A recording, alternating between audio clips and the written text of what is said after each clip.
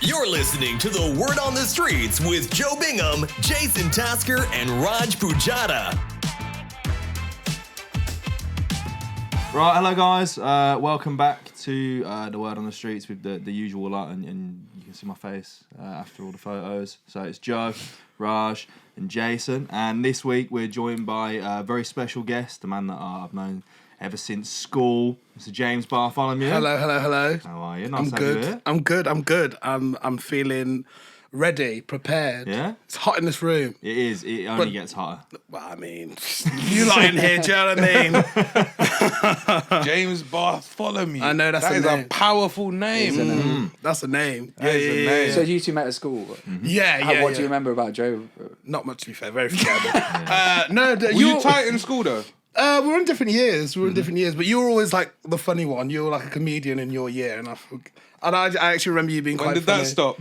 Yeah, literally. So I do remember you being quite quite funny, like laddie, just chilled, just real chill vibes. They've seen the photos of me from school from the last few episodes, and that's why I had to be funny. Because I had a non-existent chin and jawline and didn't grow a beard until I was about 23. So I had no other choice. But I mean, I've told these guys a bit about our school. Oh, Who was older? I'm older. You were a year older, I was weren't a you? year older. Yeah. But it was the way I always described it was when we'd have both started, because we started obviously a year apart. Yeah. It was listed as one of the best schools in the area. Was it? Yeah, according to Ofsted, and the speed of that rapid decline. Like by the time we left, like it was going into administration. It weren't like a fun school experience. It was terrible. But for me, I just enjoy the rowdiness of it all. I just enjoy this mayhem, just kids just doing what they want, running around. And I was one of the funny ones, so it was fine for me. So it was fine for me. I was fine. I think you had to have something. It was typical. It felt more like American, like high school. It's like jocks and nerds it's like, did you and- play on the football team? Play like American football. Yeah, like you always did drama, innit? Yeah. So then you had that going, and like in like a lot of schools. What did you have? Nothing really. Just being funny. Yeah, just funny. Yeah, I was a social comedian. That's what I'd always said it as. But I always remember being like in a lot of schools. I think the drama kids would get a lot of shit, and they never did in our school. Like they used to put on like school performances, and everyone would go watch it. Oh, yeah. Like they'd fill out the whole hall for everyone to just go watch it and that. So Yeah, it wasn't really a platform for that at my school. Was there any big names come out of your school? I mean, you sat with two of them, really. Yeah, you know what I mean? Like, I'm sat right here. No, I don't know, celebrity-wise. Nah. No, I don't think so. No, we've got a few. So you was either a creative or in prison. Yeah. School. Yeah, pretty much. And you both became creatives. No, I've been to prison. I don't know what you mean. No. I haven't been to prison. Did you enjoy it then? Did you enjoy our school? I don't know if... Yeah, I enjoyed it because I was like the funny one. So like, even though I used to hang around with like all the drama, like I used to hang around with the lads as well. And with the lads, I was just the funny one out of the lads. Do you know what I mean? So I didn't mind it, to be deadly honest with you. I thought it was all right. Okay. I wouldn't go back. No. Well, yeah, I can imagine if you did. Like, hi, I'm just redoing year 11. I wouldn't go back, but it was... But I had a good time. It was all right. It was all right. I wouldn't recommend it to people, basically. It's kind of... No, stay away. Absolutely. Stay away. But, I made out alive. I try and leave Birmingham as quick as I can, to be honest. Yeah, so did we. I'm there for never overnight anymore. It's nice to go... You know what? There's people at the minute doing good things for Birmingham, I think, like creatively. It's on the rise. See, I mean, you had something last week with Mr. Joe Lycett, didn't you? Joe Lycett celebrity, but didn't go to our school. He's been doing shows weekly, and he wants to do more with Brum and like make sure everyone's like understanding. It's the right city, to be fair. I'm doing that on Channel 4 live on Channel 4 at 10 o'clock on Fridays. Oh, that's what you're down here for? No, so they do it in Birmingham. Of course. They do it in Birmingham. Yes, Joe Lycett's Late night. Yes, I've seen Birmingham. So what you got to do on the show? So basically, I'm just one of the guests. I'll just sit there and just ask questions to the celebrities. piece of piss. How to did be you honest, get picked up for that? I know Joe likes it. So Okay. like contacts. So like I used to do like a show. I used to do shows up in Brum, and Joe would come to a few of the shows, and we'd just get talking. And he's just a really big supporter of like the creative arts in Brum.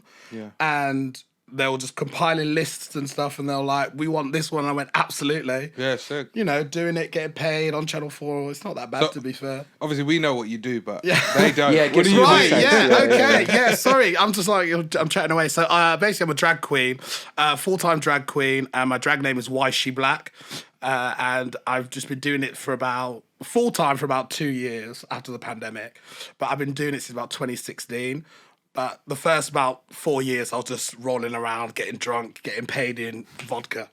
Like, that was it for the first few years. I mean, that's better than me, so... It's kind of what they do with comedy as well. They don't pay you, but they go, you can have free drinks. Yeah, if you get there." And So we many lap free it drinks. up. Yeah. Behind the bar, everything. I was drinking the bar dry. So how did you fall into that? How did you? Oh, when I tell you I fell into it hard because I didn't want to do like drag. I didn't want to do any of that because I didn't really know much about it. I used to do acting, performing, so I knew that well. Directing, I wanted to go into that. But my mate was like putting on like a drag open mic night, but they needed a host, so they asked me to host.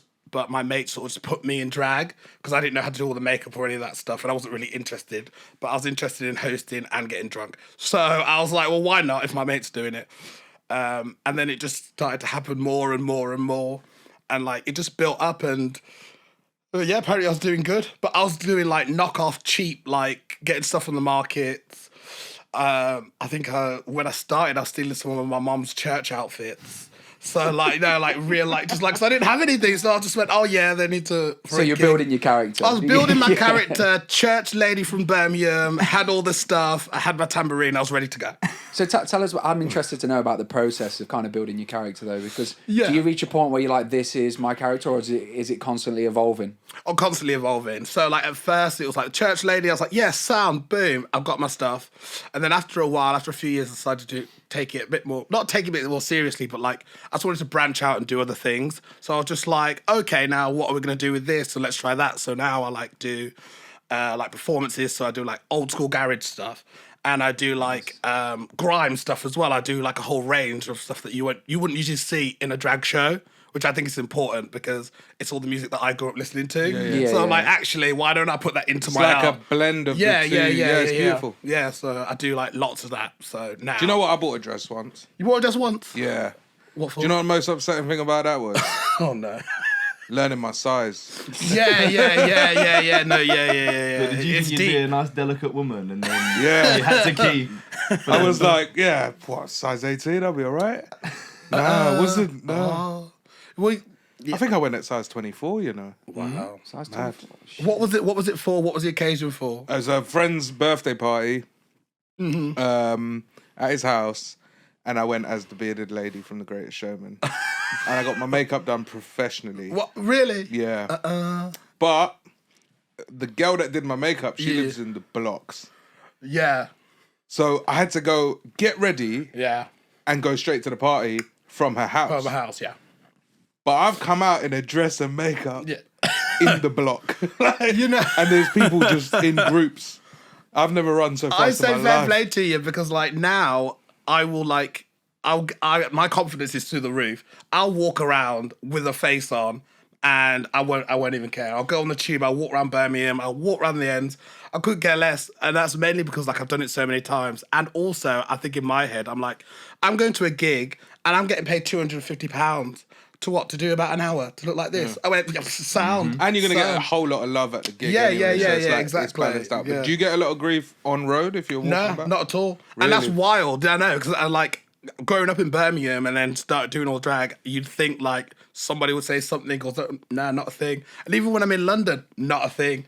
I don't know, maybe it's just me. Maybe because I'm a big black man and I'm just waltzing around going about my business. I think it's interesting because it's like where I think it like similarly like we've obviously got like friends that we both know and that did not come out while they were in our school. Oh no, you get terrorised. You get terrorised. So you, at school you didn't know James's No, it preference? didn't come out. No, it was only like But sixth did form. people have an inkling or? Nah.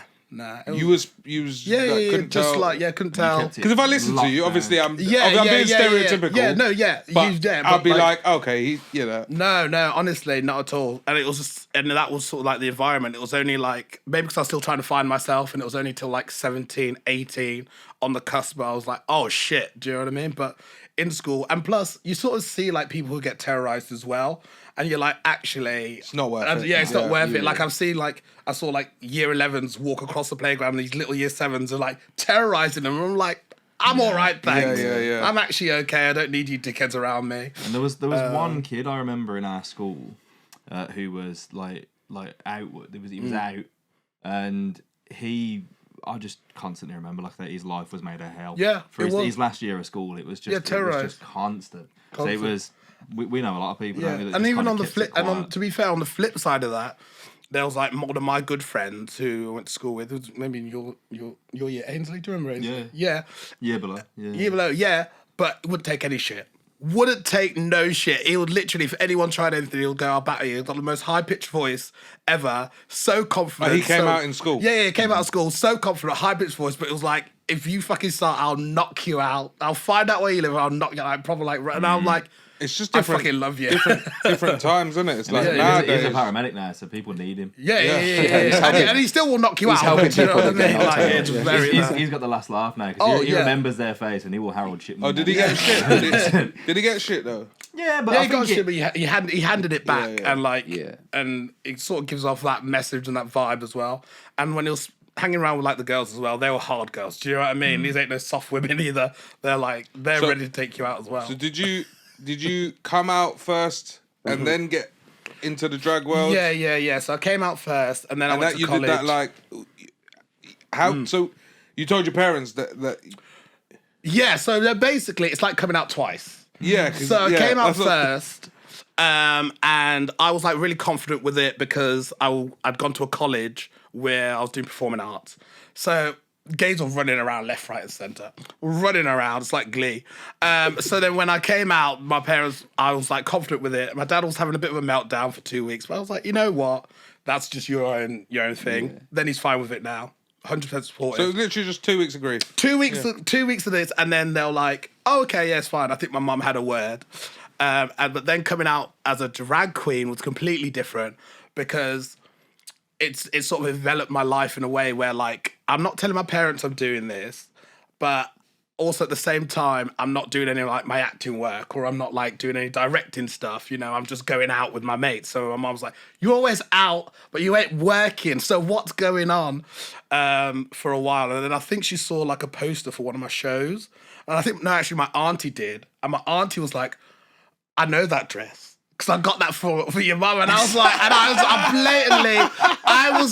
turned out, I went, I don't know what you mean. So your mum was just more upset that she's like, I've been looking for that. Yeah. And then I did an interview with the BBC, and they outed me, right? So they outed me. So I did an interview with the BBC, and I thought it was just going on like BBC Three.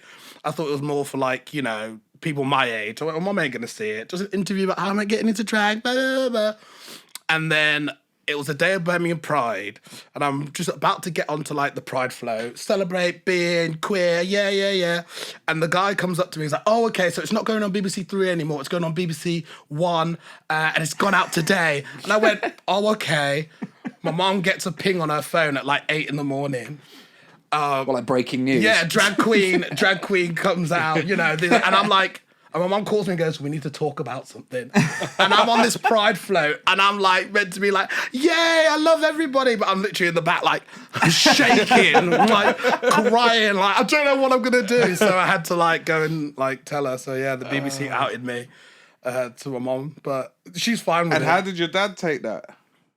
The drag side of things? He was all right with it. I just think he didn't.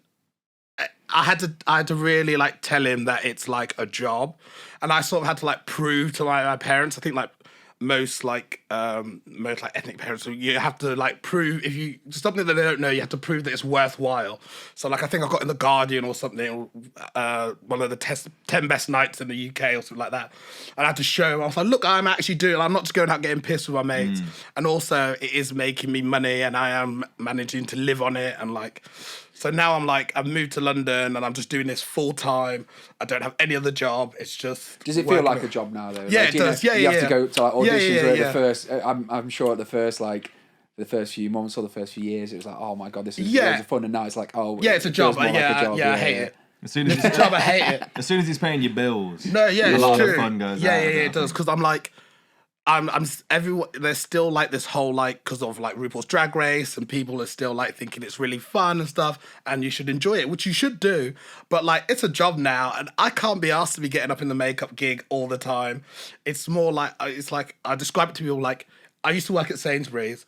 I'm not going to go take my Sainsbury's uniform out with me all the time or go on a night out in my Sainsbury's work. Do you know what I mean? Yeah, I save that for when I'm getting paid because it pays the bills. Yeah. Yeah. I ain't going to do it just for fun. You got to have some exclusivity. Yeah, do you know what I mean? And you also got to like separate like the drag self from yourself as well when it becomes all encompassing of your life.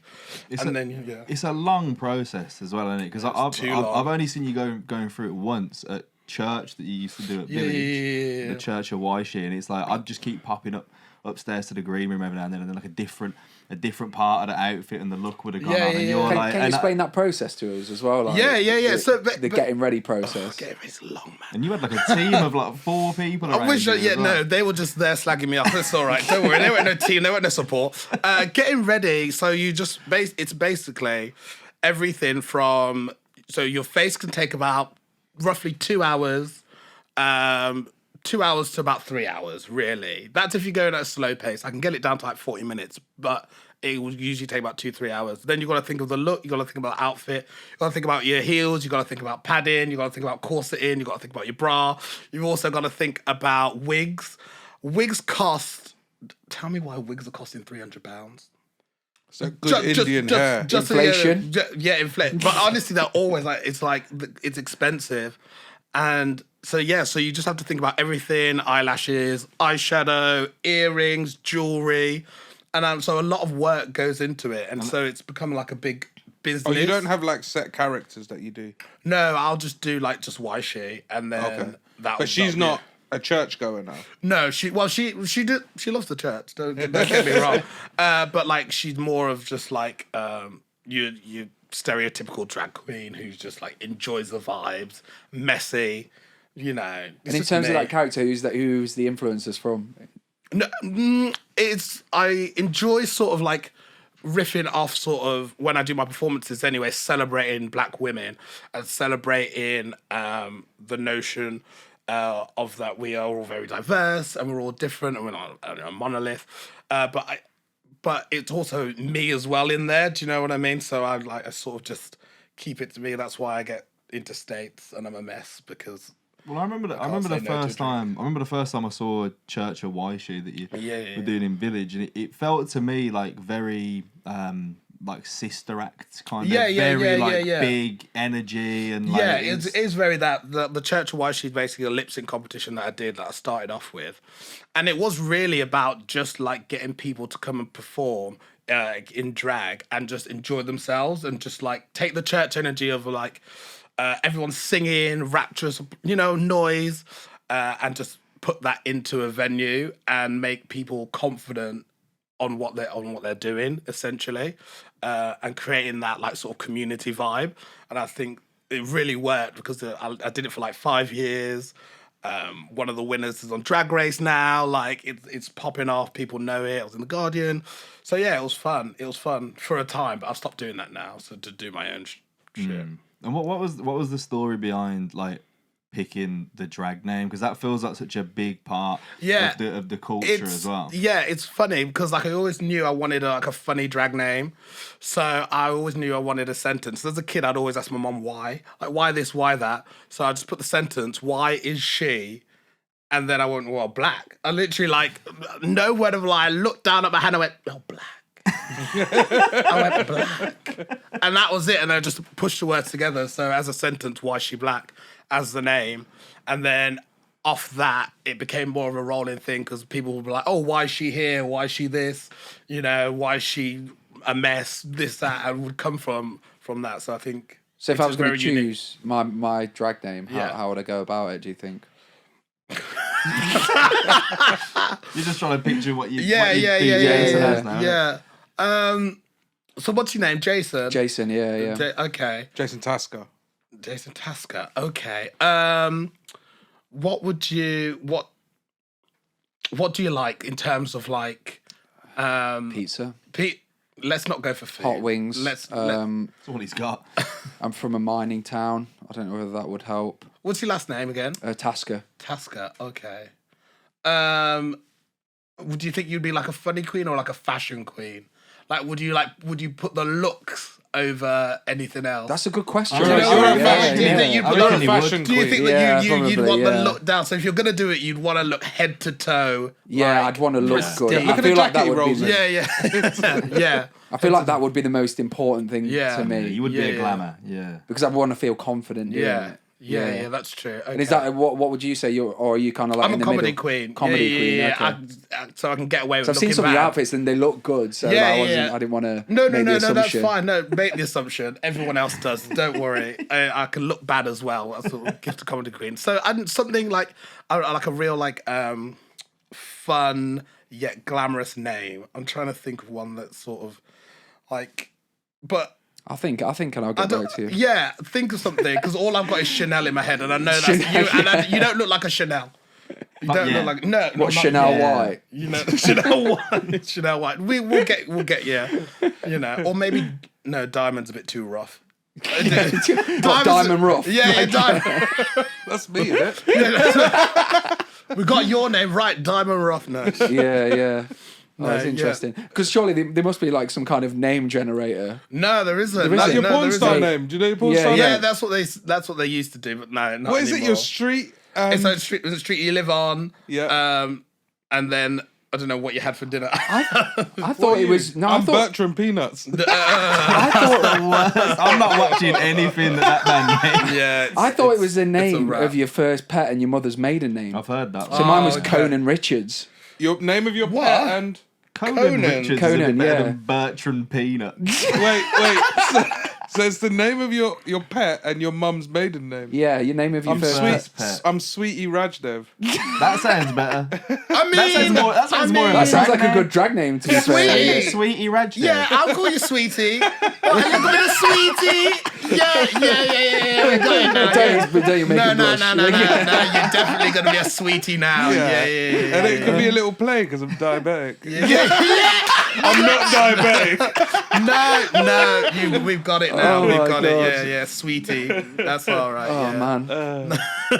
God, going off that as well, mine would be Goofy Gladys. Goofy Gladys. Yeah. Why? Wait. Oh, Is that your okay. porn star name?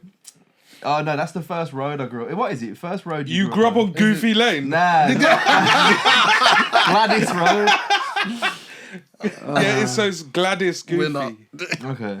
No, Yeah. it's and what you ate for dinner.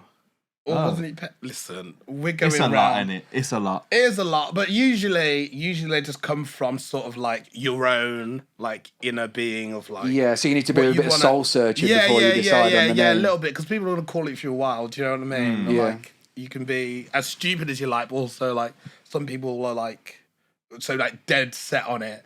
There are so many like, and British drag is about being stupid. Do you know what I mean? Like there are so many fucking stupid drag queens. So when you came into the game, was people like, who the fuck is this bitch taking my job? You know what? There was actually, and it's funny because actually when I started, there wasn't that many younger drag queens or drag acts doing much because like Drag Race was only just becoming a big thing. So we had like the older drag queens who if you ever go to a show, they'll be singing a song for about 5 hours, do a set, probably named, Champagne Shirley. Do you know what I mean? In a dress, really bad wig, but it's I'm just picturing entertainment. Chandler's mum. Yeah. Or dad, very sorry, that, Chandler's dad. Yeah, Yeah. very But it's like Big Butlins energy. yeah, I was thinking that. Yeah, Yeah. big Butlins energy. So when I came up and started it, what happened was they gave me Sundays, but they took down everyone else's gig on Sundays. So the girls were mad about it, and they were like really like venomous about it. And I think one of the black not even queens. Like, they weren't even a queen. They were a singer. They were like really angry about it, and they were like, "Your parents will be disgraced. You're disrespectful." This, and I was like, "What are you on about?" Just because I took one of their Sundays. But you probably didn't know really this, mad. did you? Like, they made it aware. They made it aware. But Yeah. like, I think they came to one of my shows once, and I think I stopped. Your parents did? No, not my parents. No, the guy who was like slagging me off. And I think I got the crowd to just clap him and just be like, "I know you're here and I know you're angry that I've taken your spot, but I'm going to show you all the love. So can we have a round of applause and clap?" Oh, you petty. Yeah. Oh yeah. Oh yeah. I like I'm petty. I'm all for petty. Oh yeah, I'm petty. I'm like, if you're gonna, especially if you're gonna come in my space after I know you slapped me off, baby, I'm gonna make sure the whole room knows, and you're gonna feel like That's left the out. kind of So petty yeah. I fuck with. So All people were a bit mad about it, but then they got over it. Yeah. But like, it's one of those things because the people who are mad were already working in the business anyway, so they were fine. And like, when I started, I managed to take a lot more people with me as well, and sort of create and change like the thriving scene of Birmingham. So now there's like so many working queens and kings and things that it's like it's a completely different place, which is great. And yes, and stuff like the show helps, obviously. Yeah, massively. absolutely. And That's what I mean. You don't even get any grief, which baffles me. Yeah, on the street. I know. Like, because I see all these clips online of people just getting abused for no reason. Yeah, Thinking absolutely. if you're almost making yourself a bit of a target. Yeah. Well, that's you're the not thing. making. But I know what you mean. Yeah. Because the way that society is constructed, we all should look a certain type of way, and if you don't fit that mold, then you're gonna get the look of like, oh, what's this, what's that. So yeah, so especially when I'm like out and about, or if I'm like rushing to a gig and stuff like that, the fact that I don't get anything at all is like, it's great. It still baffles me now, and I've been doing it for years. But again, I just think I've got things to do. Like, I'll get looks. Yeah. So that's the thing. Like, I forget that I wear makeup, so I put makeup on. So I'll be there going to a gig, and I was on the train, and somebody was staring at me. They're staring at me hard, and I was like, "What are you looking at?"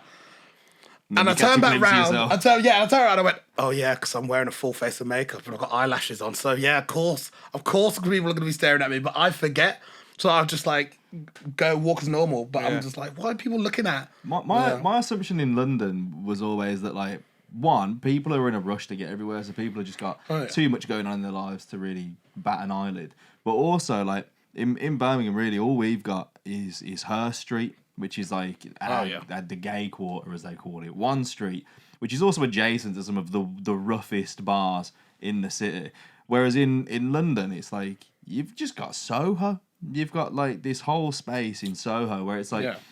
I think you maybe just become a bit more used to it, because you could just be a group of lads that have been in a pub watching the football, and then you walk back through Soho to get to Tottenham Court Road, and you're just in the middle of it all. So yeah, it's like just I work in Soho, and it just seems like. And I think London's to used me, to like big craziness, like with we used to seeing just mayhem. I think I left Tottenham Court Road station once, and I just saw about like 40 people doing the candy dance outside the station. I just went, another day. Do you know what I mean? Another day, boom, keep don't even moving. stop to look. I was like, okay, yeah. I was sorry, I was going to say, maybe bring your mic down a little bit. Oh, sorry, I'm a big mouth. Yeah. No, I think it might be covering your face. Oh, we're going to start again. I just had a thought. It's like it's right there. Yeah. You said I was just gonna say, you said as well that like in like UK drag, it's all supposed to be to do with being like quite silly, like comedy drag and stuff. Then, so like, is there a huge cultural difference then between that and American drag? Because I think a lot of people became familiar with it through like Drag Race before it came over here. Yeah, there was. I've never watched an episode of RuPaul Drag Race. Have you never? It's funny. No, I know what it is, but I've never watched it. And I don't know why. I've just never have. I mean, it's a different.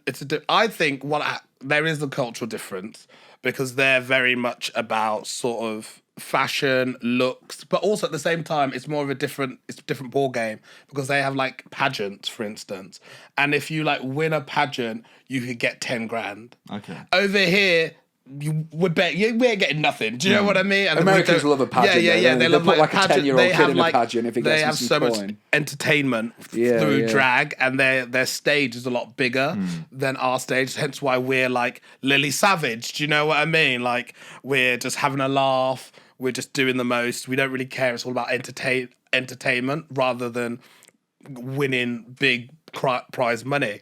I think if we did have it here, it'd be something completely different to them. But Drag Race has sort of like opened the floodgates because there are so many young people. I forget because I'm like 31 and I came into it not late, but like when I was mid-20s. Do you know what I mean? So, but there are kids out there that are doing drag who are like 17 and still in school, and you know they're going to turn 18 and they're going to want to go out to the clubs and to perform and stuff. So like for me, that's mind-boggling because I'm like, what? How is this even possible? What was I doing at 17? Not this. You know what I mean? I didn't have the brain or the thought to actually go, oh, I know what I need to do.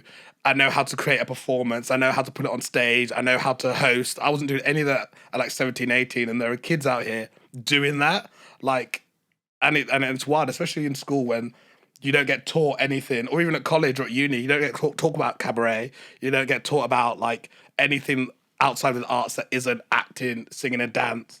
And cabaret is something completely different and a whole different sub-genre of that. And so that's why like seeing kids like actually want to go into it and like learn and have some confidence with that and grow and move into it. It's really like, it's quite heartwarming in that sense because realistically, I didn't have any of that. And actually there still isn't any of that. Like it will never be on a curriculum. It will never be on anything because it's seen as very underground and very seedy and this and that. But realistically, it's just another form of art. And, you know, art is subjective and all art is good as long as you're not hurting anyone. Do you know what I mean? Do you think it's because it's potentially getting like better culturally as well, in the sense of I think it's spoken about more now just in like in social media and in the media in general and that. Whereas like you said, like back in the day all we had was like Lily Savage and Dame Edna. Yeah. And they were seen as like, oh yeah, they're funny. Yeah. But that was it. And then you even go back to like what, like at theatres back in the day for like Shakespeare plays and that. Oh yeah. Like women weren't allowed to act, so men would be in drag as female roles. But people still just saw that as just like but people just saw that as like panto. Yeah, but they're just messing about, innit? Yeah. But, and I think that's the thing about drag is though, it's when people start to take it seriously, and they don't sort of like mock women. And I think a lot of times that drag has been in like the spotlight back in the day, it was because it was a mockery of women. But like actually as a drag artist and the drag people that I know, take it seriously and understand the art of female illusion, understand that actually like it's a celebration of everything that they love. And especially as like the young little gay boys who all they had around them was, you know, women. Do you know what I mean? Like it wasn't like the big burly men, you know, taking these little gay boys into their arms and protecting them. It was all women. So obviously it's a celebration of women, but it's just all tangled up with like the life of being queer. Do you know what I mean? And like the underground of it, and only having like this and not being accepted and that and the other. So people just think it's it's weird. like a whole cultural evolution essentially, isn't it, over the last what 10 years? Oh yeah, absolutely. Yeah. So you probably got into it at a good time, really. Oh yeah, great time. Great time, because like now the kids are fighting for like a little bit of, you know, attention, and I've already sort of like made a career, and you know, like taught to like celebs and stuff like that. Like I think I had like the Black Panther interview not long ago. So I had an interview with like the cast of Black Panther, like in drag. And it was just fantastic because like I always want to like sort of break through and do different things. I don't want to just I do want to stay in the queer world, of course I do, but I want to do more. You know what I mean? So like present awards. Do more. Go to spaces where you wouldn't usually see people like me in those spaces. So when I did the interview with like the Black Panther cast, I was gassed, and it just came through a job that I was already doing, interviewing like the Drag Race girls. And I got that because I was just drunk with my mate on the field, and the manager was there, and I was like, I want a job. I was just like, I want a job. If you've got anything, hit me up. And then they're like, don't ask, you don't get. No, yeah, exactly. And I was just like, yeah. And then we just went and partied all night. So I think just trying to like be more visible will help a lot more people than even I realized. You know what I mean? And like, I don't have to know that person, but if they get a little bit of joy or a little bit of a laugh, because life fucking sucks. And then that's all right by me. Do you know what I mean? Yeah, absolutely. And as long as I get paid for it as well, thank you. That's key. It's a job. It's a job. As long as I get paid for it as well, thank you. What was the process like then? Kind of in when you first started, because to look at like with comedy, when you first start, it's a lot of like gigs in bars and pubs that sometimes the audience isn't even an audience. It's just someone's bought a microphone to a bar and gone, we're doing a show now, and they're like, I just wanted to watch the football. Yeah, like and that's just kind of how you start, because when you first start, you're like, oh yeah, it's a room, innit? I'll give it a go. Like what was that like, I suppose, in your world to start out? Because it's a far away world from where you are now. Yeah, it is, but it's also the same as well. So starting off like that, it's the same. I think any like form of entertainment can be like that. But like, well, they're probably not just turning up in pubs, just in full drag. No, we are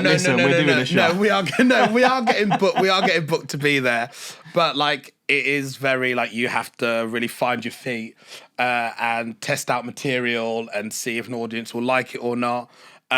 Because loads of audience sometimes don't like certain types of drag. For instance, like the older community only like a certain type of drag queen. They'll just switch off if you start like lip syncing, for instance. They'll just switch off. They don't care. So they want like the kind of Paulo Grady. Yeah, you have to sort of figure it out. Yeah. You have to figure it out. Watch that table. Snipping for a piss. Oh, lovely. And then think of your drag name as well while you're there. Well, I think it will come out. I'm sure it will.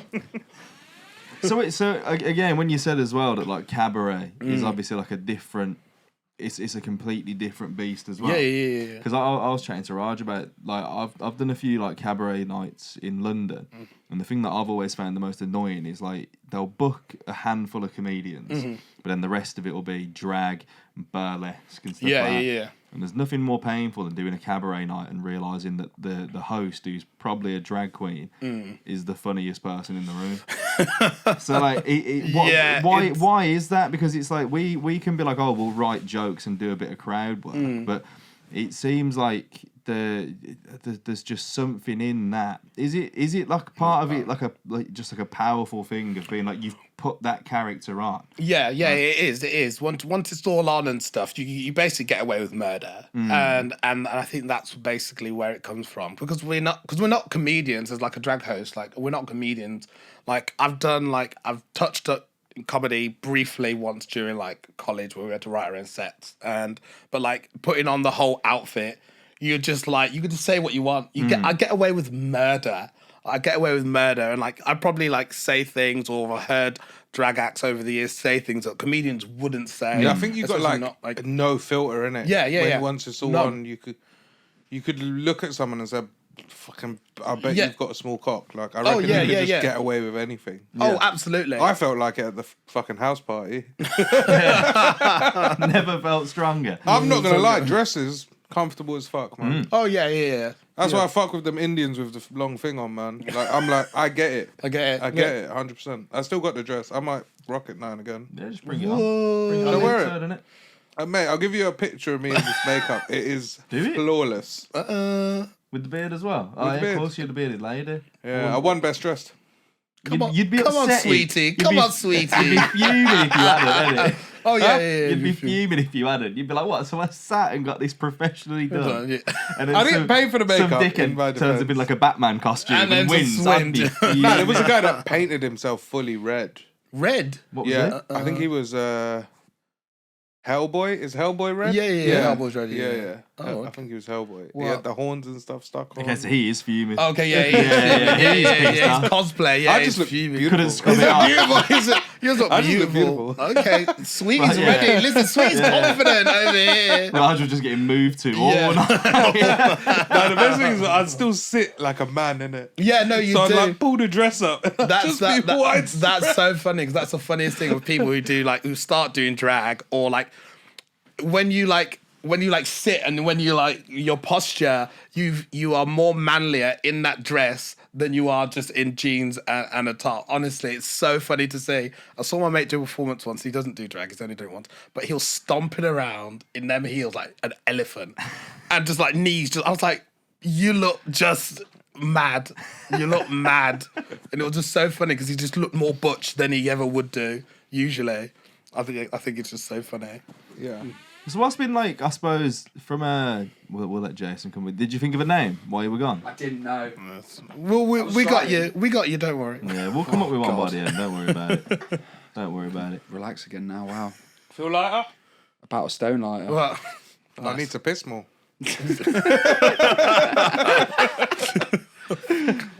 So what's been... I'm always fascinated whenever we speak to people who like do any kind of performing, really. What's the worst gig you've had to do? Because I think that's what we bond over a lot in it. It's like if there's a club that we've all died at, or if there's there's just a bad gig that you're just like that was bad or this was bad. What's the worst? I've done some bad gigs, and it's funny because I've got two stories, and they're both corporate gigs. Okay. So they're both like daytime gigs, and if you speak to anyone who does drag, we hate daytime shows. We shouldn't be seen in the day. Okay, we're nighttime entertainers, and I want to be a bit drunk as well. And they're at work. Yeah. So I've had one. I was in, I think it was a bank, and they just wanted to do some bingo with a drag queen, and they had like me in this big space between two big offices, and the offices were like see-through, so you could see people working, and there was just like a strip and a few tables of bingo. A quiz, and the person wrote the questions, but it was just so dead. It was such a dead thing, and they wanted me to perform. I was like, I don't think I'm going to perform, and it was just dead. And we had to keep the music down because there were people working, and I was like, this is the most stupidest thing I've been to, but it was a bank, so I was getting paid money. And then the next one was another corporate gig, and all they wanted me there for was just to talk about me doing like drag and stuff. I was like, oh, okay, I don't mind doing that. But they were like, oh yeah, do you want to do a performance? And we were in this office space, and I was like, I can do if you want. Yeah, get your checkbook out.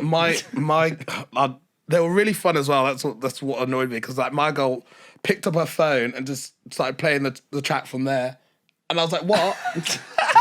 And she just started playing like this Whitney Houston, and I had to lip sync to that. And I can barely hear it. I can barely hear the song, and she's holding it up into a room full of like 20, 30 people. And I was parading around this office in the day, and I just went, wow, what I do for money. It's a highlight, yeah. Because I was like, I had to prove this was worth it to my parents. I'll wait. What Whitney song was it? To end because they've not even paid for premium. Yeah, it was shocking. It was shocking. What song was it? It was Whitney Houston, I Want to Dance with Somebody. So I was trying to be energetic, but I couldn't go so far away from the speaker because I couldn't hear the music. Yeah. So I'm trying to like perform, like give the diversity and go elsewhere, but I'm like, I can't go away from this phone. I feel like sometimes with corporate things like that, it's like, I don't know whether there's some kind of think tank at work which comes up with like, oh, this would be a good idea. Yeah. And then when actually they put it into practice, it's like, this is not the time or place for something like this. If someone's gone to the show and they've gone, this is great. I really enjoyed that. It's like, you were absolutely steaming. It was like 12 o'clock at night. And you weren't with any of your work friends. Yeah, it was great with the lighting and a sound system, which we've got none of. And it's funny because some corporate gigs don't have the facilities of like a changing room or stuff like that. So, because I've got ready in toilets before, but I've also got ready in corridors. Like, do you know what I mean? So people just aren't equipped for anything like performance wise, or like where people could put stuff on or change, or like we said about like walking like the streets. Like I'll go in a face and my boy clothes, but I won't go in like full like heels, attire, wig and everything, because again, that's like, don't know what may happen then when someone sees that. So you got a full face on, but you're still in like hoodie and tracksuit. Yeah, but I'm still in like my hoodie and tracksuit. Do you have a rider? Right, no, I don't have a rider. I should have. Yeah, that's like your next step up. It's time, isn't it? For me. What was the highlight of the job was getting absolutely shit faced. A rider? Yeah. Well, like something at a gig. Like where you go like, I want like Skittles, which are all like red Skittles or something like that. Yeah. Like Beyonce's champagne, that kind of shit. Beyonce has everything white or something, didn't she? Yeah. So stuff like that. Maybe I should invest. I need a rider. Yeah? What would your rider be, do you reckon? Cavossier, I think. Cavossier? I don't even drink. Strong though, isn't it? Yeah. You don't even drink. Just as a flex, he just gets it to not open the bottle. Like, don't fucking touch that. You can't drink that. That's mine. I just pour it. You'd take it home and sell it, wouldn't you? Pour it for the lost ones. Also, I don't want to go back on brand, but I've seen loads of videos the last few days about P. Diddy being a nonce. Really? Yeah. Same, actually. Apparently, like, to do Why with- are you on nonces again? I just apologise. I didn't want to go back to that. Is he known as P. Kitty now? P. Kitty. That's your drag name. Dude, literally, I knew it would come to me in the end. Right, you've heard it here first. My drag name is P. Kitty. Apparently, there's loads of people have come out and said that like he'd get them in and be like, yeah, we loved your demo. Yeah, and they're like, oh, do you want to get me in the studio then? And he'd be like, yeah, like soon, but just hang around and buying them all these gifts and all this and all that, and they'd be like, okay, but whatever. But then no one ever talks about what actually goes on when like you go to like his place or anything. You do that 48 hours when he spent with Bieber. Yeah, I saw that. That's fucked up. And then there was like a video afterwards. It's like a few years later, and Bieber's like blowing up now, and P. Diddy comes in the studio. And he's like, oh, where have you been, man? I've not seen you now that you've made it and all this stuff. And Bieber, I've never seen a kid look so uncomfortable in all that. Really? What, so like Didn't Usher used to get... Nah, apparently Usher was quite nice to him. But No, also, but I think P. Usher got bought up by P. Diddy. Yeah, that's what I kind of mean, thing. yeah. Because Bow Wow used to get... Really? His security guard used to... Yeah. Yep. I don't think any kids should be put in that industry, really. You know what I mean? I just think the entertainment industry is just full of people that will take advantage of you if they can. I think... Do you think that happens in your community in general or in the drag community? No, we hate kids. No, we really do. I mean, people getting taken advantage of. I was referring to, right, like, so, in general. Well, like, imagine if someone brought a kid to one of your shows, and again, Yeah, like no, you said, no, because it you're happens in in the full music face industry. telling some old woman she loves it up the the thing arse. is, Film. the thing is, we did. I've done story time, drag queen story time, where we just read to kids like just stories of like acceptance, stuff like that. But all the parents have been in the room, nothing like that. But no one's gonna come. No kids come to my show, and plus it's an 18+ venue, so like absolutely not. I'd be interested to know your take on that news story actually a couple of months ago where there was someone in drag reading stories and they were protesting outside. What do you think of that? Yeah, so that's just been so blown up, and it's really distracting from actually all the other issues that we've got going on in this island. But I just think it's so funny because realistically we're sort of like booked for events. So we're just freelance artists. Somebody plans that event, somebody makes all the posters and goes, we're putting on this for parents with small children to come and see a drag queen, read these stories that we've chosen. And if you want to come along, it's really good, it's in the day. Boom, do it. And then what happens is everyone protesting gets annoyed at like the drag queen or the artist who's literally just trying to make a living, trying to work. That's it. And everyone's like, you're reading to kids, teaching them to be gay, this, that, and the other. And we're like, I don't think so. It's quite wild. funny, isn't it? It's like, But are all drag queens gay? No, actually, no. I'll say no because women can be drag queens, and there are loads of cis women who are straight and who do drag. So yeah. What about cis men? I've only met one cis straight man do drag, and that was at uni. Yeah. And that was at uni, and I was like, oh, okay. Which is fine. But obviously, like, bisexuals do exist as well. what made me laugh about that story though, it's like those same kind of parents, they don't bother when it's Christmas time and you're sitting on the lap of some old man who's dressed up as Santa. Yeah. Do you know what I mean? I also think it's like what, like you said, like the school picked the stories. It's like, do they really think that like you've gone into this school and you're telling them about I was in this dark room. I was steaming last night actually. You know what I mean? It's time to read about the dark room in Germany. Yeah. Oh, I bought my 18+ book. Yeah. Do you know what I mean? The drag queens are definitely less dangerous than the Dalai Lama. Do you know what I mean? Yeah, see exactly what suck the tongue. Lama's like sucking kids off. I went, listen. No. I should.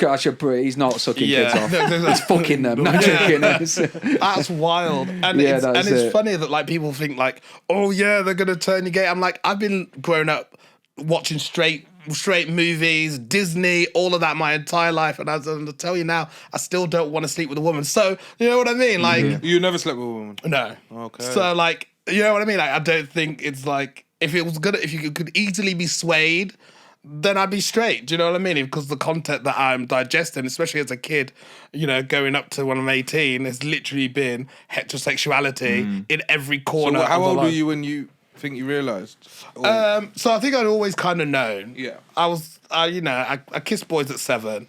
But I didn't like figure anything out until like my teens, in terms of, you know, like I was attracted to boys, but I didn't really feel anything or like act on it. Like I was just like, oh, You it's just a suppressed feeling. it by the sounds of Well, it. it was sort of just School, like Well, I think I had other things to worry about, to be fair. And then it was only when I was like coming out of school and stuff, I was You like, just oh, keep your head down at school. yeah, this. But then maybe you got this is into like you got a bit empowered with the people around you. Yeah, I did. Yeah. Well, I found like a tribe and stuff like that. It's about finding your tribe, Yeah, isn't yeah. it? at the end of But the I day? think this is why, like, I've spoken to one of my really good friends before who, same thing, didn't come out until we went to college. And, like, I always think people worry about, like, oh, you know, you can't talk to kids about all this LGBTQ nonsense and all this stuff because it might turn them gay and all that. But I always think, like, well, imagine you do, like, all this sex ed stuff at school and stuff like that. And if you think back to when we were at school, all of it was, if you shag a woman, she might get pregnant, so be careful. And that was it. And all they need to do, in my opinion, when they're doing all of this stuff... And that was just my dad saying that. Yeah, wrap it up. But, like, I think all they need to do at the end of it is just have that person who's like an authority figure as a teacher or something. Even if it's just as a tag at the end, to just be like, oh, and by the way, I know we've been talking about a man sleeping with a woman. You might not want to. You know what I mean? Maybe you'll get feelings where you want to sleep with someone of the same sex or whatever. And that's cool too. Don't worry about it. And it might take that kind of anxiety in your head of being like, oh, so like all these teachers are telling me. I think It's one of those. It's a difficult one because even when I was having sex, I wasn't thinking that thoroughly about it. You know what I mean? So like now I obviously am, and when I was like getting my feelings as a teenager, but that's like 17, 18. When we have sex ed, like year 9? Yeah. You know what I mean? So like I wasn't even thinking like those thoughts. I know what you mean, but it's just a difficult time or an age because I won't think about that. It's still a taboo subject, though, isn't it? No matter which way you look at it. Even they will always at like school, at work, like you can't really. what, LGBTQ? No, sex in general. I'm talking about. Yeah. And even like some of the guys at school, they're closeted, but to the point where like they'll talk to you on apps anonymously, and like I've spoken to a few and who were like dead straight men at school, like boom, they've got like wives, they've got kids, they've got girlfriends, and they are like on these like anonymous apps. They even like taught me about some anonymous apps. I was like, I've heard wild stories, but like I've heard wild stories. It was like, and I was about like, all this time at school, I was like, I wouldn't have thought, but they've got like a girlfriend and this and that, and they've got kids, and I'm like, what are you doing on these? Yeah. Like, why are you bothering? And like, what's the issue? I remember meeting my mate out before, and he was late. And by the time I got there, he was like, "Oh, sorry, I was late." He's like, "You never guessed where I was." So I was like, "Go on then." He's like, "You remember so and so from school?" I'm like, "Yeah." He's like, "You remember their brother?" I'm like, "Yeah." He's like, "Yeah, he's married and got kids now." Yeah. It just fucked him. So like, what? And they're like, "Yeah, he started messaging me, and he was just like, what are you saying? Don't tell anyone or whatever." And I'm just like, okay, fair enough. Yeah, I've heard wild stories about some people from our And school. see, and that's the thing, and so that's why I'm like, I'd rather be proud of, you know, who I am, what I do, rather than be sneaking around. That might be the fun bit, though. Yeah. We can all sneak around. That's all right. Don't mind me. I can sneak around, but I can do it with pride. You know what I mean? I can say it with my chest. Yeah. So all that screams of is at 45. He's just gonna say to his missus like, "Listen." That is not. But even that causes so much like discomfort and nonsense and stuff. Yeah, it's just because people don't feel comfortable and all this stuff. He's throughout keeping the that years. shit quiet to the grave now. I know my mum knew someone as well who like she was married for like years and years and years, and then her husband left her for another man, and he basically said to her, he's like, "Yeah, I think I've always known. I just thought I was supposed to be living this life of get a wife and have kids and all this stuff." And he thought like, oh, if I go along with it for long enough, maybe one day I'll wake up and I'll be like, oh, I am actually really happy with my wife and kids. And eventually he was like, I met this guy and everything clicked, and I was like, actually, this is what I'm supposed to be doing. And my mum said the same thing. She's like, well, it took her years to finally go like, well, I'm glad he's happy. Originally, you're just like, you fucking prick. Like, what? But then after a while, you're like, okay. I don't know though. Maybe like as a woman, if your man came out as gay, it might be more comforting to hear that than hearing going he's away with with another another man, woman. with another woman. Well, Yeah. my first serious girlfriend's married to a woman now. Oh. Yeah. And that was one of them things where like when we were teenagers, it was like we went out for about a year and a half, and then it reached a point where it kind of, I think it clicked, and we just never spoke about it. Where we were just kind of like, oh, we're very much just best friends now. Like we don't sleep together or anything anymore. Like it's just become that thing of like we just hang out with each other. So it naturally kind of fizzled out. And then like years later, she was like, "Oh, I'm getting married to this woman." And I was just She like, wasn't "Oh, Did she invite you? makes sense." Yeah. Oh, that's nice. Did you go? Yeah. I couldn't. I was on holiday. My mum went. Do you think some of those people on those apps could be bisexual though? Yes, but I do think that, but like I still feel that they haven't had that conversation. Do you know what I mean? Yeah. If they're like still thinking about, going on the apps and doing this and that, and I'm like, come on. On the apps, are you James or are you Yshee? Oh, James. But like, yeah, I'm not on the apps. Oh, sorry, if But you like, were. I was. But yeah, James. Yeah, I don't put my drag in. And does anyone say you're at an event and someone's like, "Hey, why she's nice?" Do I get noticed? Yeah. Would they ever want you to dress up or anything? No, they wouldn't want me to, but I have done it once. Okay. So when I first started, I did it once, I had a threesome. And I don't know why I did it, but I know why I did it, but I don't know why I did it. I don't know why I did it in drag. That's the thing, I don't know why I did it in drag, but I was very new to it. Was it after a show, or did you No, actually... it was a staff... You turned up to the threesome in drag? No, it was a staff Christmas party, Okay. and they always get a bit too rowdy, a bit too, Okay. When Whitney Houston comes on the iPhone, you know shit's going down. You want to see a performance? And then I just, me and my mate, I don't know what we were doing, but we bumped into somebody else, and things just started getting a bit wild. And then we went back to his place, and but I was like, I'm still in the outfit. And I think halfway through, I decided to take it all off because I don't know why this thing. But now I would never. So you switch from Yshee to James in like. Yeah. Basically, I've had sex with 4 people tonight. Yeah, that was a foursome technically, wasn't it? But there are people who I know. Like one of my friends, was in a relationship, and this is wild to me. Was in a relationship, and they only really had like intercourse when she was in like full makeup and face and wig and hair. So she was a cis woman? No. So gay guy. Okay. But like, because they do drag, and I think their partner liked them as the drag. Yeah. But I was like, I don't know what you're doing, babes. Yeah, that'd raise but as a lot long of as you're questions. happy, because for me it'd be a no. I'd be like, I don't think your partner likes you. Because I couldn't imagine spending 3 hours putting on a face and a wig just for date night. Just for 20 minutes. I'm all right, thanks. I'm all right. 20 minutes? I mean, yeah. Things went crazy. Jen must be giving up, they'd hate me in the community.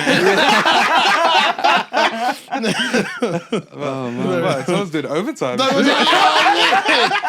You clock in, clock out, take a break. I'm like, leave the engine running. I'm just be back right in this Uber, don't leave. I'll be out in a minute. Yes, I've just got to nip in. Fuck that shit. 20 minutes is a long time, man. I was thinking about this before. I was like, when you... I don't know if it's laziness. Like, when you're young, you're like, rounds, mate. Get ready. It's not we're going to be doing it 4 or 5 times tonight. And now I'm like, I've started this show on Netflix. And I am invested in the plot. Does your mind start drifting like halfway through, like a minute and a half? Yeah, man. It's a lot. So you've been Yshee now for years. Yeah. Does her voice now feel like another personality that you've got in your head now because you've been doing it for so long? No. It's me. It's me. I'm just rambunctious. I'm just wild. Like, it's just me. And I think that's why, like, I think some people, like, it's an armor. You know what I mean? Like, they put it on and they feel confident. But I'm a loudmouth bitch, and I always have been. So, like, I just now get away with murder when I put the wig on. So do you think, because obviously you said like obviously you liked the performing and you enjoyed that side of it, and then it was your friends who were like, yeah, but you're gonna do it in drag, and they put you into it. Do you think that your ideal would be to just perform as James and just be like, this is who I am, this is me, and that Yshee has just been a route into what I did think of that sort of at one point, but then I sort of realized I was like, all of the like connections and like work that Yshee gets is because of James, and because I'm like hustling, doing the admin stuff, running around, making connections so I can get these gigs and make money. So we work as sort of like a team rather than me, because at one point I was really jealous of like all the success I was having as a drag queen and not in my acting work and my directing stuff. I was infuriated because I was like, I don't care about drag, I don't care about all of this stuff, because I've not been invested in it, I've not been taught about it. I've been taught to act and to direct, and so that's what I want to do in my life. But I just had to really sort of like, I went through a lot of therapy, to be fair, just to really understand that like what you're doing is a job, but it's a different way. So if James is taking care of the admin and stuff, to get Yshee a gig for us to get paid so we can enjoy the life, then that's so do you treat it like an extension of yourself rather than an alter ego? Yeah.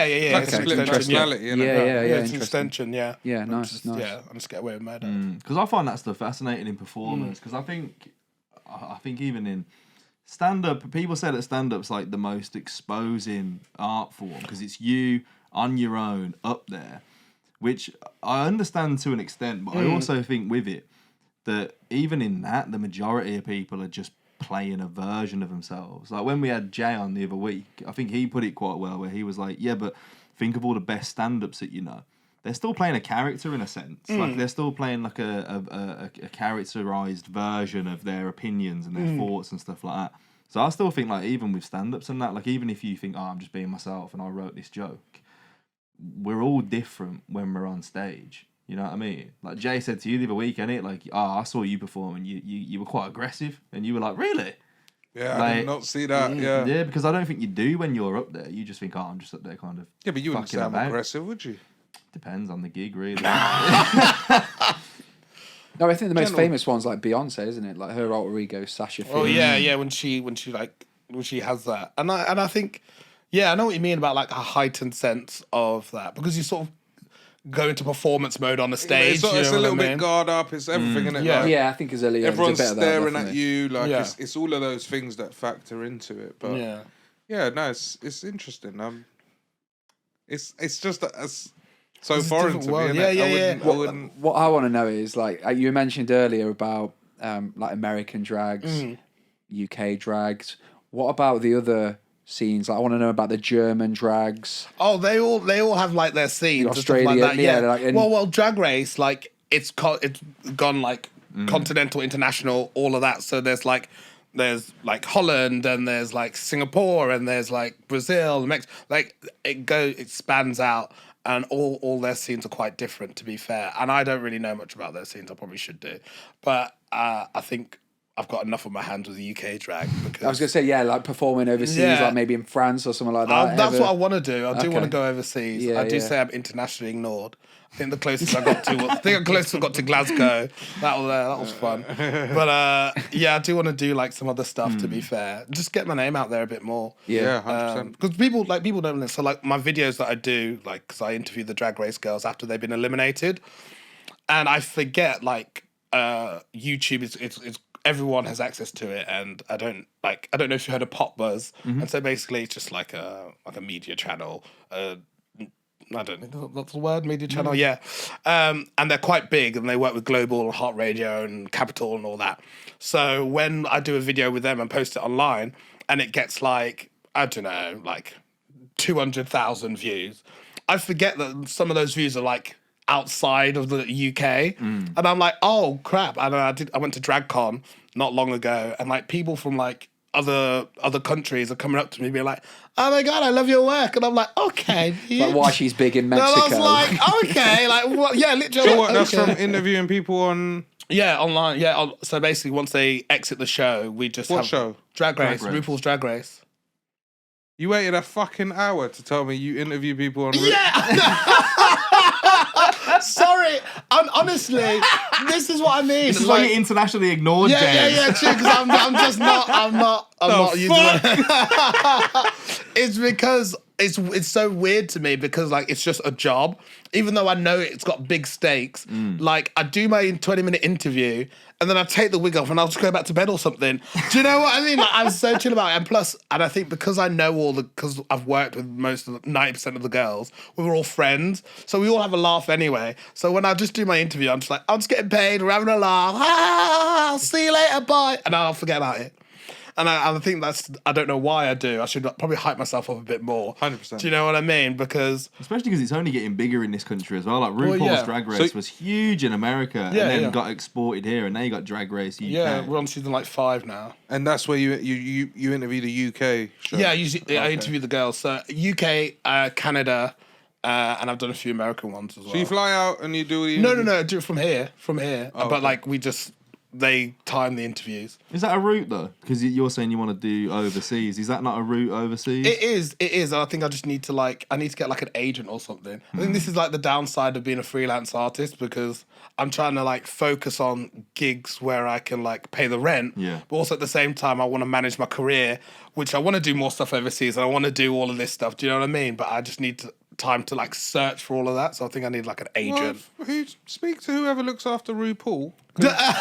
You're on the show. I'm not on the show. Maybe you're there. But yeah, I'm part of the, You're part of it. part of that. Let them know. I'll let them know. I'll let them know. Let them know. Take no for an answer. I'll let them know. Yeah. You don't ask, you don't get. I think you've got the best gig as well because the show itself looks grueling. Like, did you ever watch like America's Next Top Model back in the day? No, what's Top Model? I've watched like bits of it. Yeah. Is this the life of being raised by a single mum? That like This is why I watched all of it. This is just the life of Footballer's Wives. Yeah, this is just the life of not having. Yeah. I didn't have satellite TV growing up, mate. I barely had 1 to 5. In the trenches. But like, it's like Didn't even have an aerial. It's such a toxic. It looks toxic from the outside, like a really competitive Oh environment. yeah, it is competitive. I think that the show just ramps that up in it because they want to win. And there's all yeah, that of money on the course. line. But from the sounds of it, other than when you first started, it sounds like a pretty supportive community on the whole. We're a family. Like the Birmingham scene is where I started everything, and we're a family. So we love each other, but we also hate each other at the same time. Do you know what I mean? Like we're constantly arguing, but Like a broken family. Yeah. But we all support each other's shows. Family, I should say. No, not broken. We'll support okay, it's a bit of both. But we'll support each other's shows and go to each other's events and make each other wigs or costumes and this, that, and the other. But at the same time, we'll slag each other off behind our backs and maybe to our faces if we're drunk. Do you know what I mean? It's very that. But that's like the dynamics of the family. comedy world, baby. Yeah. Do you know what I mean? Yeah.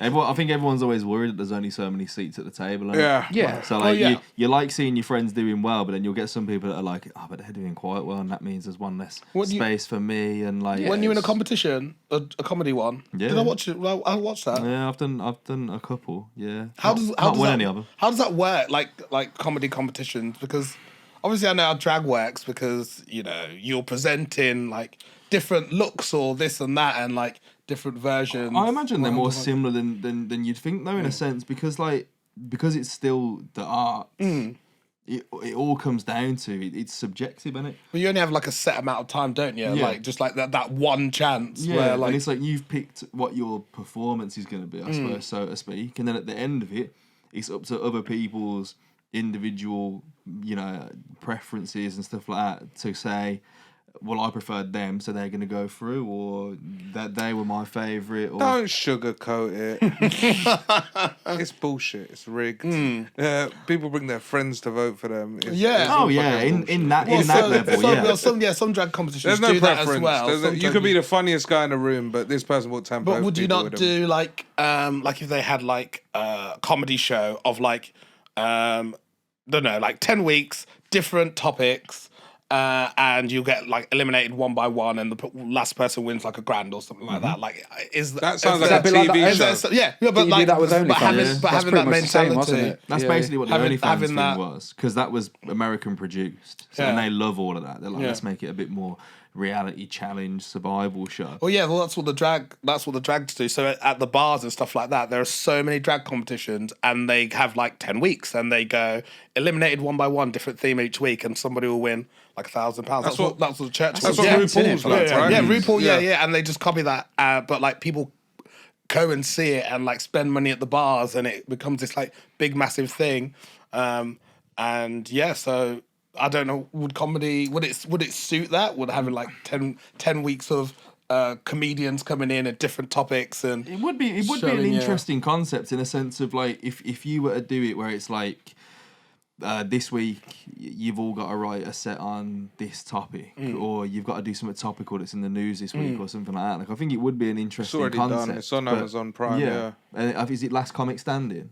They did as well in that, America. And there's another one called Comic Stan, which is an Asian version of it. And so each week you have like different styles of comedy. So you'll have observational comedy, you'll have topical, you'll have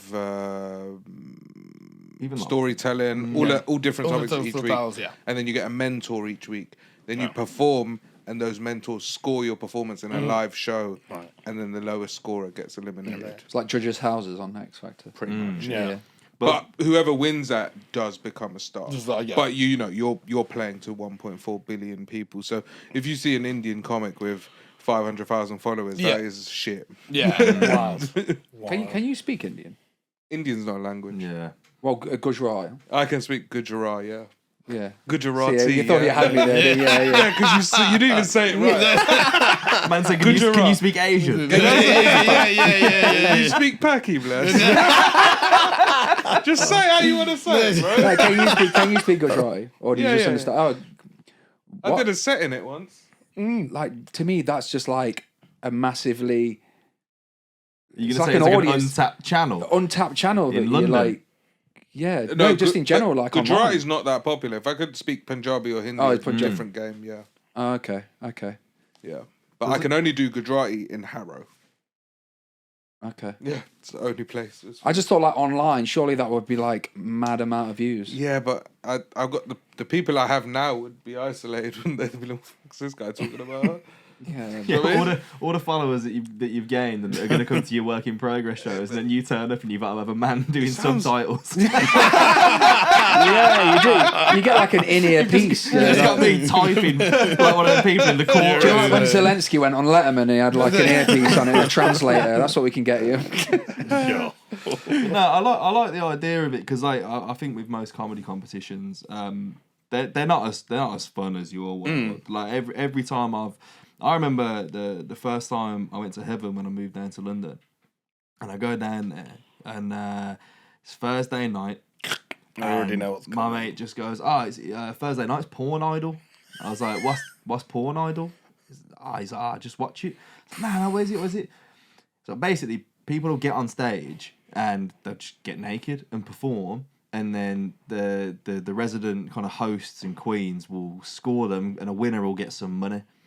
And I was hammered by the time I got there. So I've just gone, should we just do it for a laugh? No. And my mate went, no, do me a favour. He's like, watch it first.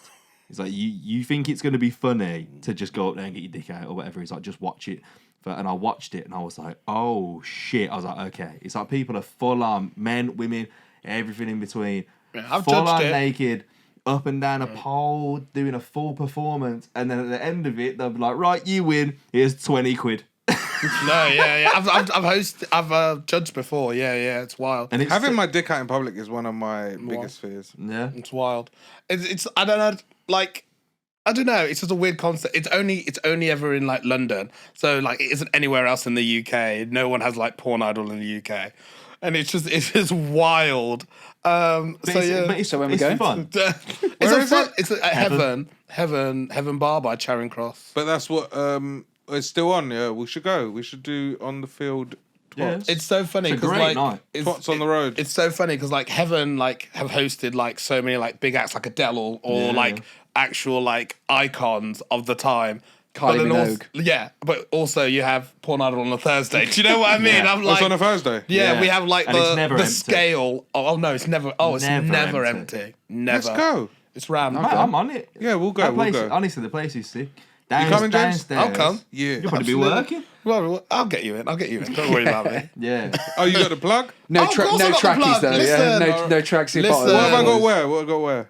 Oh, so a little Nothing. bit smart. No, Yeah, you can. don't start just yet. Do you know what I mean? Wait till you get inside the venue. Yeah. Beautiful. I Sweet. think that's our time. It is. Yeah. It's been a pleasure having you here, James. thank you so much. Do you want Thank to you shout so out your much. socials? Yes, you can follow me on Yshee Black. It's spelled YSHEE Black, like my skin color. So you know that. And yeah, follow me, message me, say hello if you want. Get me a gig. Thank you. If anyone wants a big drag queen, let me know. And why she needs an agent. as Yeah, well. any agents out there as well, also hit me up as well. But also, so does Joe. Have you got an agent? Oh, yeah. I was going to say, do you have an agent? No, right, okay. We've been The Word on the Streets. Give us a follow, follow, subscribe. It's been P. Kiddy. I've been Sweetie Raj Dev, and this is India Closet. You've been waiting all day. Yeah. I'm not doing your good writing anymore. Not India Closet. That's a good one. That's a good one. That's The word on the streets. Don't forget to like, subscribe, and share.